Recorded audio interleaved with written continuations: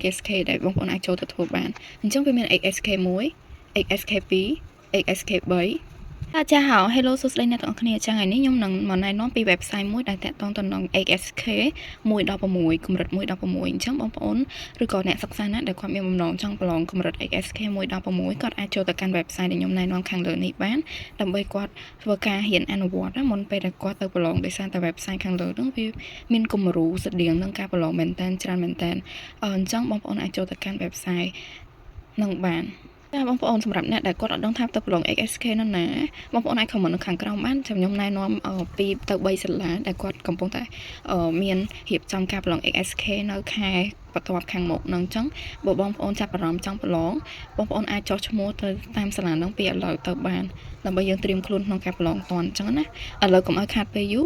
យើងចូលទៅមើល website នោះទាំងអស់គ្នាអញ្ចឹងជាដំបូងគឺបងប្អូនចូលមកកាន់ Google មកហើយបងប្អូនកុំភ្លេចធ្វើតាមជំហានដែលខ្ញុំណែនាំខាងលើបងប្អូនចុចឲ្យបងប្អូន search ពាក្យថានេះបងប្អូន search ពាក្យនេះហ៎ Mandarin Bean បងប្អូន search ពាក្យហ្នឹងមកហើយនៅពេលដែលបងប្អូន search ឲ្យបងប្អូនឃើញបែបនេះបងប្អូនចុចទៅលើ website ហ្នឹងហើយនៅពេលដែលបងប្អូនចុចចូលមកគឺបងប្អូនឃើញបែបនេះហើយគេដាក់ថា how to approve my Chinese reading and listening អញ្ចឹងបងប្អូនកុំខ្វល់ច្រើនអស់មកខាងក្រោមឲ្យផុតមកអូខេនៅពេលដែលបងប្អូនអស់មកខាងក្រោមគឺបងប្អូនឃើញបែបនេះចុចទៅលើនេះ XSK simple test បងប្អូនចុចមកលើកន្លែងពណ៌ទឹកក្រូចហ្នឹងមកបងប្អូននឹងឃើញគេដាក់ថា online XSK simple test អញ្ចឹងវាជាការsample ណាជាគំរូ XSK ដែលបងប្អូនអាចចូលទៅធ្វើបានអញ្ចឹងវាមាន XSK 1 XSK 2 XSK 3 XSK 4 XSK 5និង XSK 6អញ្ចឹងវាមាន16កម្រិតដែលបងប្អូនអាចធ្វើទៅចូលរៀនសាកធ្វើតេស្តបានឥឡូវខ្ញុំនឹងធ្វើការបង្ហាញបងប្អូននៅ XSK 1អញ្ចឹងបងប្អូនអាចចុចទៅលើនេះ XSK 1ហ្នឹងចុចទៅលើនេះអូខេបងប្អូនក្រោយពីចុចហើយគឺគេមាន listening អញ្ចឹងបងប្អូនចុចដំណើរការ listening គេហ្នឹងមកអញ្ចឹងគេនឹងអានណាគេនឹងអានជាសំឡេងឲ្យយើងអូខេគេនឹងអានជាសំឡេងឲ្យយើងហើយគឺបងប្អូនអាច scroll ចុះមកក្រោមបាននៅពេលដែល listening ហ្នឹងគេអានឧទាហរណ៍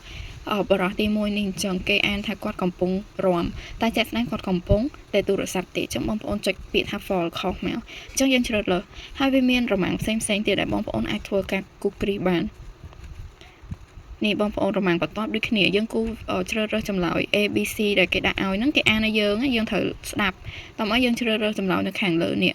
បងប្អូនសាកចូលធ្វើនឹងកាន់តែស្វែងយល់ច្បាស់បើមិនជាបងប្អូនអត់សូវយល់ពីការពន្យល់របស់ខ្ញុំអានេះដូចគ្នាសិតតែយើងជ្រើសរើសចម្លើយមួយអញ្ចឹងនៅពេលដែលបងប្អូនធ្វើឲ្យអស់ហើយគេមាន view result មានន័យថាគេចេញ result ឲ្យយើងថា20ខ្ទង់នេះយើងធ្វើបានបន្ទុកប្រមាណអញ្ចឹងយើងអាចចុចមើល result បានអានេះខ្ញុំអត់បានធ្វើទេដោយសារបងប្អូនត្រូវធ្វើខ្លួនឯងហើយវាជាបន្ទុកយើងបានប្រមាណលើ20អញ្ចឹងទៅយើងខុសប្រមាណយើងអាចអស់មកនេះបានគឺគេនឹងប្រាប់កំហុសរបស់យើងហើយបងប្អូនចង់ធ្វើ XSK 2 3ទៀតបងប្អូនអាចអូសមើលហើយធ្វើបន្តបានអញ្ចឹងណាចាបងប្អូនអញ្ចឹងចំពោះវីដេអូរបស់យើងគឺថ្ងៃនេះមានតែត្រឹមហ្នឹងទេបងប្អូនណាដែលគាត់ចង់ស្វែងយល់ពី website ណាផ្សេងៗដែលតនឹងការរៀនភាសាចិន app អីគាត់អាច comment សួរនៅខាងក្រោមបានអញ្ចឹងអរគុណជម្រាបលាយើងជួបគ្នានៅវីដេអូក្រោយចាបងប្អូនអញ្ចឹងមុននឹងចាប់វីដេអូនេះគឺខ្ញុំមានដំណឹងមួយចែកជូនទៅបងប្អូនបច្ចុប្បន្នខ្ញុំមានថ្នាក់សិក្សាអនឡាញច័ន្ទដល់សុក្រហើយជាមួយនឹងសៅរ៍អាទិត្យអញ្ចឹងបងប្អូនដែលមានចំណាប់អារម្មណ៍ចង់សិក្សាជាមួយខ្ញុំអាចតាក់ទងតាមរយៈ Telegram ខាងលើបានតាក់ទងនឹងព័ត៌មានតម្លៃគឺសមរម្យមែនតើបងប្អូនអាចឆាតមកសួរបន្ថែមបានអញ្ចឹងអរគុណជម្រាបលាចាជា